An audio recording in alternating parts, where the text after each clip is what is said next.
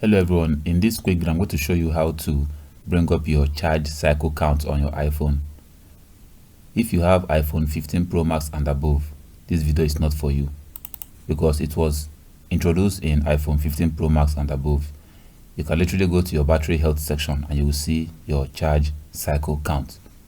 So if you are using iPhone 10, 11, 12, 13, the older models, and you want to see your charge cycle count, here's how to do it. Download and install this app called 3U Tools. I'm going to put the link in the description. When you open it for the first time, it's going to ask you to download some necessary drivers. You need internet connection to download the drivers. When everything is done, you plug in your iPhone to your PC. When you plug in your iPhone to your PC, for the first time, it's going to ask you to trust that PC.